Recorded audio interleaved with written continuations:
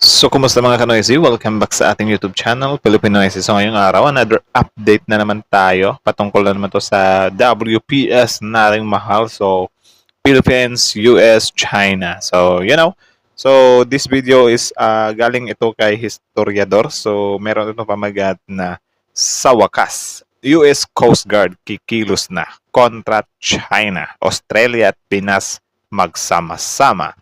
So, this video is 1 month ago na para to. So, panonoorin lang natin. Curious ako dito, kasi viral din naman siya. So, yeah, tingnan natin kung ano yung naka-upload sa video ito. So, yun, bago natin simulan, historiador, supportahan nyo yan. Tapos, syempre, kung tip nyo ng mga ganito reaction video, may kasama kayo manood, huwag nyo na rin kalimutan supportahan yung YouTube channel natin, Filipino Noisy. So, hindi na natin dapat tatagalin pa. Simulan na natin baka gawin ba ng China. Again, ang title ng video ito, sa wakas, US Coast Guard kikilos na kontra China, Australia at Pinas magsama-sama. Diyos ko po naman. So again, like, comment, share, subscribe, Historiador Filipino. Historiador Filipino is so start.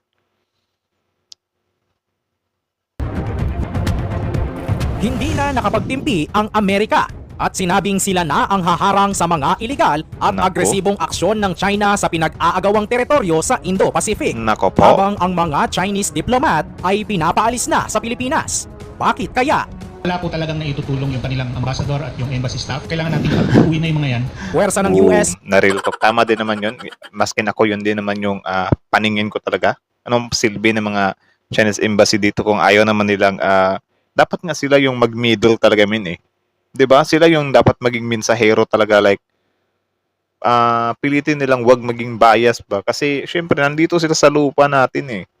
Di pwede yung nandito kami sa lupa namin pero syempre susundin ko yun. China, kababayan ko yun eh. Taga doon ako eh. Gaganyan-ganyan, di ba?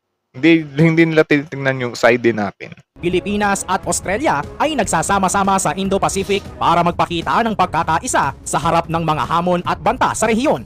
Subalit, Japan at Vietnam ay nakialam na rin sa usapin. Hindi rin naman kasi maitatanggi na ang mga bansang ito ay may direct involvement sa China at sa West Philippine Sea. Nako. Ano kaya ito? Mga kahistoryador, talagang gigil na ang China na makuha ang mga karagatan sa West Philippine Sea kahit naman malinaw na sakop ng EEZ ng Pilipinas ang bahaging iyon. Tama. Kaya naman, hindi na nakapagtimpi ang Amerika at sinabing sila na ang haharang sa mga agresibong aksyon ng China sa pinag-aagawang teritoryo. Diyos ko po. Dahil dito, tila nagising na ang Amerika at kailangan na itong kumilos para pigilan na ang China. Madali I think ito lang din naman talaga yung hinihintay ng China. Pero yun nga lang, need talaga natin na sila talaga yung unang mag-shot or mag-shoot. Sila yung unang titira ba? Yun lang naman talaga yung pinakahihintay natin eh. After that, wala na. MDT activated, di ba? So, yeah, I think naging cautious din naman yung Chinese patungkol dyan eh. So, medyo matatagalan pa tayo nito. itong sabihin, subalit mahirap gawin. Tama. Dahil ang kalakaran ng Indo-Pacific at ang maritime behavior ng China ay isang banta na dapat paghandaan ng Estados Unidos para mapanatili ang seguridad at katatagan sa rehiyon. Ayon sa mga eksperto na nagtalakay sa isang komite ng US House of Representatives, mahalaga na hindi lamang kontrahin ng US ang pambansang banta na dulot ng mga mapanakot na operasyon ng China, kundi suportahan din ang mga kaalyado sa rehiyon laban sa mga hakbang ng China na muling isulat ang batas sa karagatan. Isulat ang batas sa karagatan. This is China. Go back to Philippines. No, China. It's not China. This is not China. This is the Philippines. This is Tama. China. Go back to Philippines. Nauna ng mga eksperto. Natawa ko. Go back to Philippines. No.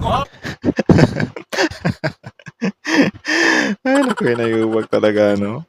Ang kapal na mukha magsabi ng this is na go back to the Philippines, tapos ang tinuntungan niya EEZ ng Pilipinas. Hungahang talaga eh. Ay nako. China. It's not China. This is not China. This is the Philippines. This is China. Go back to Philippines. Nauna ng mga eksperto mula sa US Naval War College, Heritage Foundation at RAND Corporation na ang US Coast Guard bilang pangunahing kasangkapan ng Amerika laban sa gray zone operations ng China sa ilalim ng threshold ng digmaan ay kulang sa mga kagamitan at kakayahan. Kinakailangan ng mas maraming barko, mandaragat at advanced na teknolohiya upang maipatupad ng epektibo ang laban sa mga gray zone operation sa dagat. Tumutok din ang pangangailangan ng Coast Guard sa pagpapalakas ng kooperasyon sa pangangalaga ng batas sa dagat sa tulong ng mga kaalyado sa Indo-Pacific.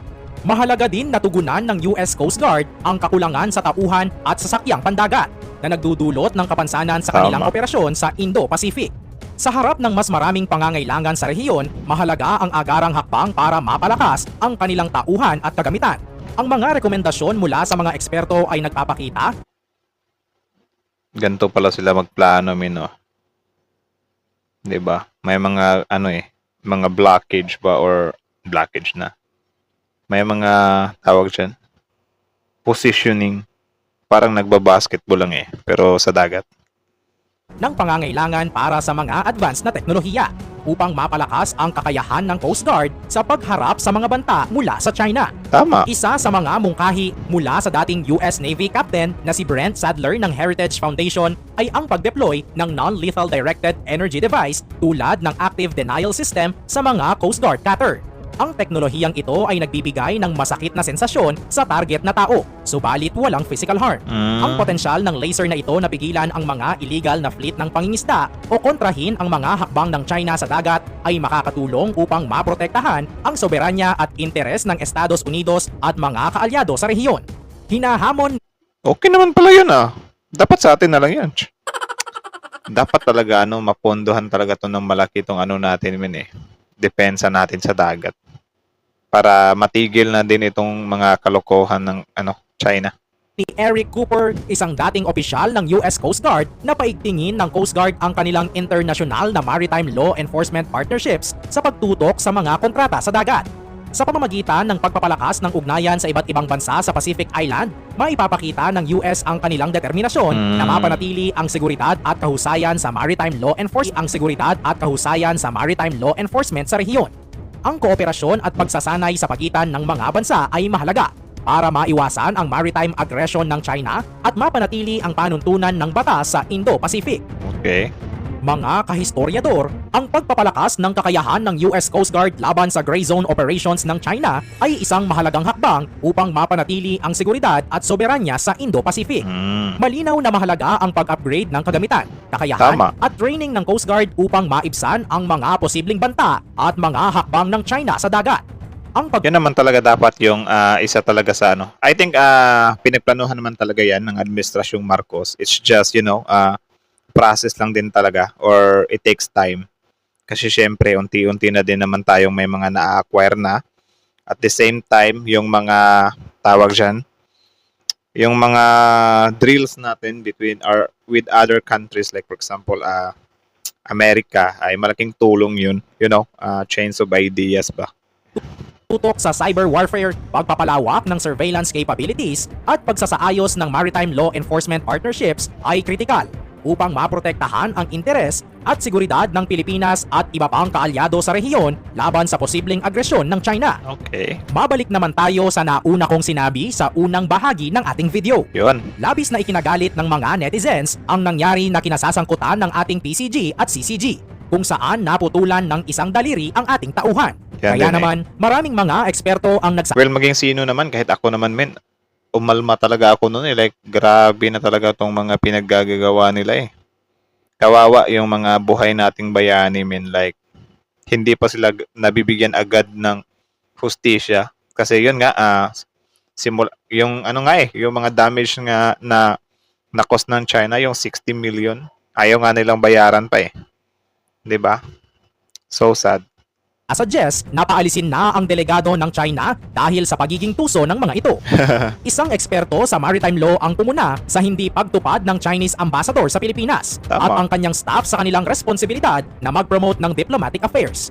Ayon kay Dr. J. Batumbakal, ang Chinese Embassy ay hindi naglaan ng sapat na tulong sa mga issue sa West Philippine Sea Tama. na kinasasangkutan ng Exclusive Economic Zone o EEZ ng Pilipinas. Pinakiusapan niya na dapat alisin ang Chinese ambassador at ang mga staff nito sa kadahilanang hindi sila nakakatulong sa sitwasyon at mahalaga na magkaroon ng maayos at matinong usapan. Kaya nga, dapat sila nga yung some kind judge ba? Parang sila yung referee ba? Hindi porket taga dun sila, Chinese sila, ay sa China agad yung papanigan nila.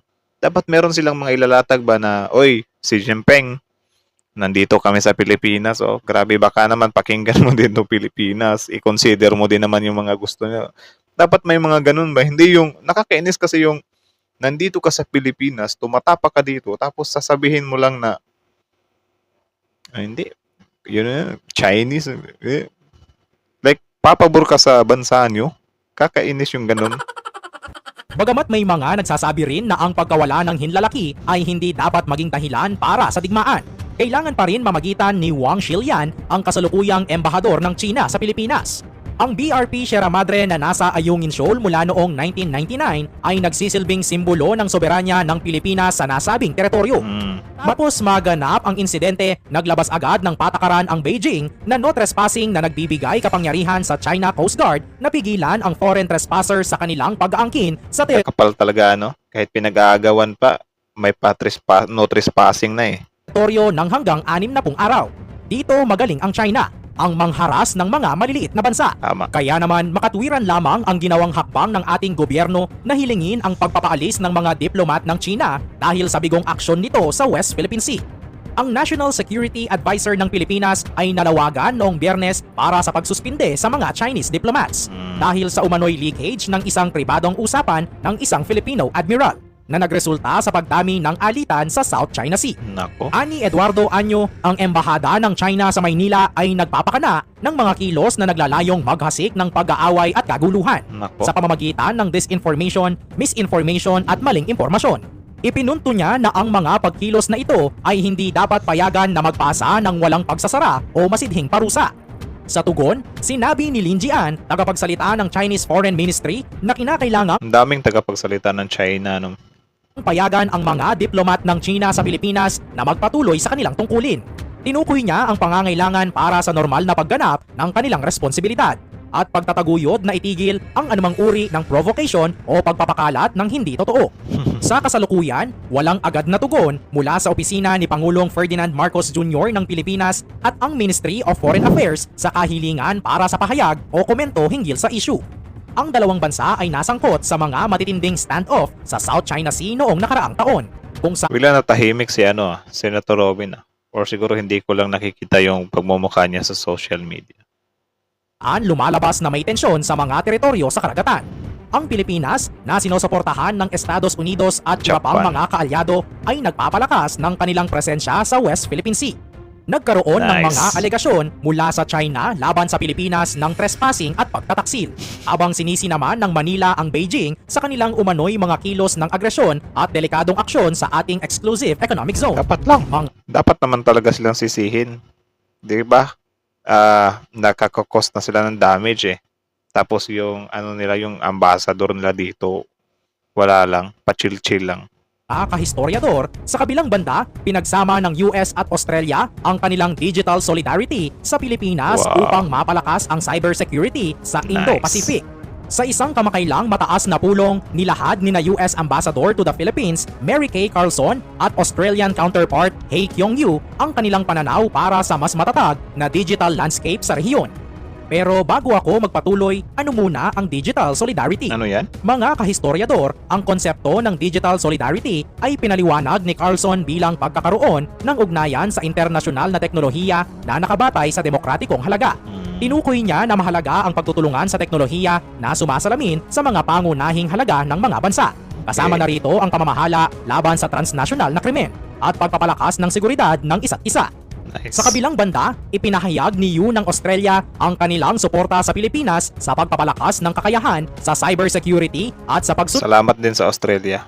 sa internasyonal na batas at regulasyon sa cyberspace. Ang layunin ng Australia ay makipagtulungan sa Pilipinas sa pagsusulong ng responsableng paggamit ng teknolohiya Oh. para sa kabutihan ng bawat bansa at para sa kaligtasan ng lahat sa cyberspace. Yun. Sa pamamagitan ng digital solidarity na ito, layunin ng US at Australia na mapatibay ang kooperasyon at pagtutulungan sa cybersecurity sa rehiyon ng Indo-Pacific. Actually, malaking tulong to, men. Kasi alam din naman natin na itong China talaga ay uhaw na uhaw sila sa mga impormasyon, which is yun kasi yung gagamitin nila para sa mga kalaban ng bansa eh. Kaya luckily na lang, meron din talaga tayong mga bansa na na tawag dyan, mga kaibigan na sobrang high-tech na ba? Or sobrang laking tulong nga nila sa atin. No? Nice, nice, nice.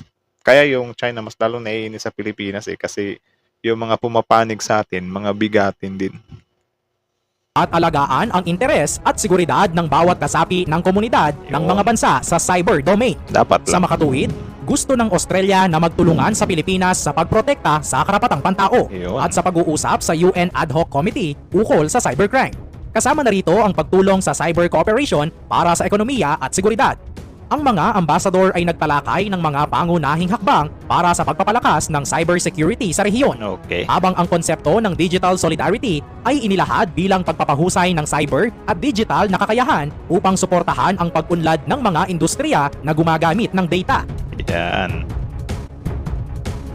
The best, the best, the best talaga.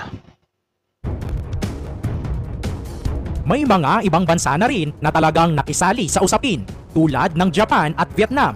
Hindi rin Ayun. naman kasi maitatanggi na ang mga bansang ito ay may direct involvement sa China at sa West Philippine Sea. Ang Lalo na yung Japan testing peste talaga sila sa China din. Ano?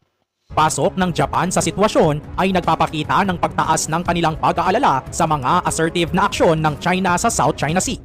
Bilang malapit na kapitbahay at pangunahing economic partner ng China, may malaking interes ang Japan sa pagpapanatili ng kapayapaan at katiwasayan sa rehiyon. Naku. Ang kamakailang banggaan sa pagitan ng Chinese Coast Guard at isang barko ng Pilipinas na nauwi sa pagkawala ng hinlalaki ng isang marinong Pilipino ay nagpalitaw ng alarma sa Japan.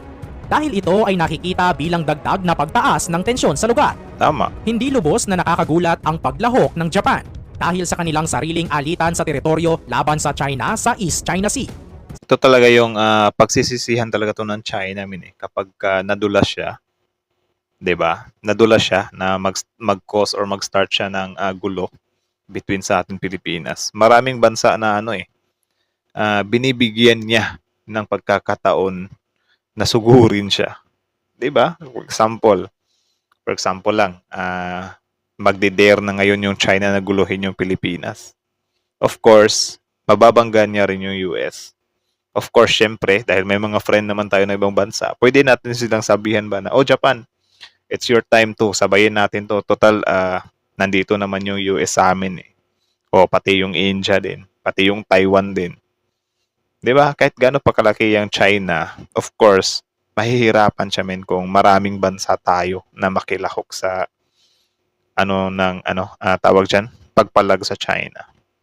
Sa pamamagitan ng pagpahayag ng kanilang pag-aalala sa pangyayari sa South China Sea, malamang na ibig sabihin ng Japan na iparating sa China na hindi maitatanggi ang kanilang mga kilos at handa silang maglaro ng mas aktibong papel sa regional na usapin upang bantayan ang kanilang mga interes. Yeah. Sa parehong pagkakataon, ang hangarin ng Vietnam na makipag-ugnayan sa Pilipinas hinggil sa kanilang magkaparehong mga maritime claim ay nagpapahiwatig ng pagsisikap ng bansa na pangasiwaan ang Naku. komplikadong sitwasyon sa South China Sea. Bilang isang claimant state sa rehiyon, batid ng Vietnam ang kahalagahan ng paghahanap ng diplomatikong solusyon sa patuloy na mga alitan. Ang imbitasyon ng Vietnam na makipag-usap sa Pilipinas ay nagpapahiwatig na nais nitong makahanap ng common ground sa Pilipinas. Ito yung pinag-iinitan ng mga kababayan natin mga pro-China Bakit daw puro travel na lang si PBBM? Di nila na-appreciate yung ganito na yung mga minimit ni PBBM, sila yung may chance or sila yung pwede nating magamit if ever na magkaroon nga ng gulo between China. At iwasan ang potensyal na komprontasyon o Dami dagdag yun. na pagtaas ng tensyon. Ang paraang ito ay tugma sa mas malawak na estratehiya ng Vietnam na makipag-ugnayan sa kanilang mga kapitbahay sa pamamagitan ng multilateral na mekanismo at pagbibigay pansin sa kahalagahan ng internasyonal na batas at mapayapang paglutas ng mga alitan. One star sa Sa huli, Vietnam. sa pagtutulungan ng Pilipinas, Estados Unidos at Australia sa Indo-Pacific upang labanan ang mga iligal na aktibidad ng Australia pa. China sa dagat at sa pagsiguro ng kapayapaan at seguridad sa rehiyon, nagpapakita ito ng pagtibay ng kooperasyon at ugnayan sa pagharap sa mga hamon sa cybersecurity at maritime law enforcement. Sa pamamagitan ng pagsasama-sama ng mga bansa na ito, inaasahan na maitatag ang isang mahigpit na depensa laban sa mga banta at masuportahan ang pagpapatupad ng internasyonal na batas at relasyon sa Indo-Pacific. Grabe, ito yun Ang dami, di ba? Kita nyo? Philippines, China, Japan, pati pa yung South Korea pa, India, 'di ba? Ang koordinasyon at pagtutulungan ng Pilipinas, Estados Unidos at Australia ay nagbibigay ng magandang halimbawa ng solidaridad at pagkakaisa sa pagtugon sa mga pangunahing isyu sa rehiyon. Yun. Ikaw, tama lang ba na ipatupad na ng US ang pagbabantay sa dagat para labanan ang mga iligal na gawain ng China sa Indo-Pacific? Tama lang. Ano ang masasabi mo dito? So, yun. Tinatanong tayo, tama lang ba yun? Tama lang. Siyempre sa atin naman yan eh. So, yun. This video is from Historiador. Supportahan nyo yan, guys. Original video link in the description box below. Panoorin nyo rin yung mga videos niya. I-like nyo, i-subscribe nyo siya kasi sobrang ganda ng mga topic niya patungkol dito sa mga nangyayari ngayon between Philippines and China, no? So also, before you leave, bago nyo iwan yung channel natin, huwag nyo na rin kalimutan supportahan yung YouTube channel natin. Believe in us, like, comment, share, subscribe. So that's it na lang muna. So, kita nyo naman yun, di ba? Sobrang laking tulong talaga ng US sa atin, men. Pati Australia, grabe na-appreciate ko talaga yung ginagawa ng Australia sa atin. Like, men, sobrang lucky na tayo sa ganun na may willing na tulungan tayo na concern din sa atin. 'Di ba? Japan, Australia, US, especially US talaga.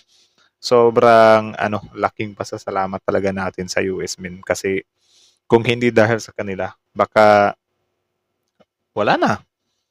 Wala na, hindi na magiging hesitant yung China sa pagsugod sa atin kasi yung China pikon na din naman sa atin yan eh. Yung pikon lang nila wala sa lugar. Yung pikon natin sa kanila may katuturan. 'Di ba? May meaning, may dahilan, may valid reason yung pagkapiko natin sa China kasi nga sa atin nga yung WPs na yan pasok sa EEZ natin tapos inaangkin nila. Tapos sila pa yung may ganang mapikon, 'di ba? Yung pikon nila parang lang regla ng babae, 'di ba? Na wala lang kapag rereglahin na sila, kusa na lang ng aaway, hindi na natin maintindihan. Parang ganun lang din yung China, min. Yung pagkapiko nila, wala eh. Ay, nako. Mabuti pa yung babae, after nila ng regla nila, pwede mo nang anuhin eh. Mahalin. Yeah, mahalin ang iniisip nyo. So, yun lang naman. Yun lang naman. Also nga, kanina nga yung sa Australia, na-appreciate ko din yun. Yung cybersecurity nila. Malaking tulong din yun kasi alam din naman natin ng China na wala talaga. Sobrang uhaw talaga sila sa mga impormasyon. Like, kita nyo naman, New Zealand ba yun? Switzerland or New Zealand, correct me if I'm wrong na lang, na sinubukang i-hack ng China. Di ba? Tapos, yung US at Philippines, nilalagyan nila ng mga spies para syempre maka-advance sila. Malas lang nila kasi mga bansang to, hindi din basta-bastang or tawag siyan, ginagawa na ng paraan ba? Actually, natutuwa nga ako kasi sa mga balita ngayon, like sunod-sunod talaga na mga Chinese, nagkabukuhan, na nandito pala, nagtatrabaho. Kanina may nakita na naman akong balita na 39 Chinese ata yun. Sabi ko ba na, grabe, ang laking tulong talaga nung nahalungkat yung Pogo, kasi sunod-sunod yung mga findings ng otoridad natin na mga Chinese illegals, mga immigrants, marami pala sila dito, mga illegal ba?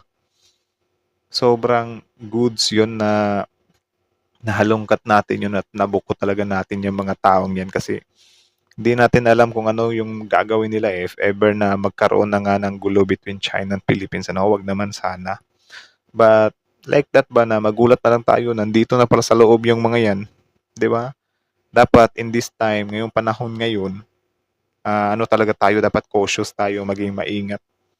'Di ba? So again, hanggang dito na lang muna. Historiador, Filipino IC. Like, comment, share, subscribe. Comment down below and then like, comment, share, subscribe. Filipino IC is out.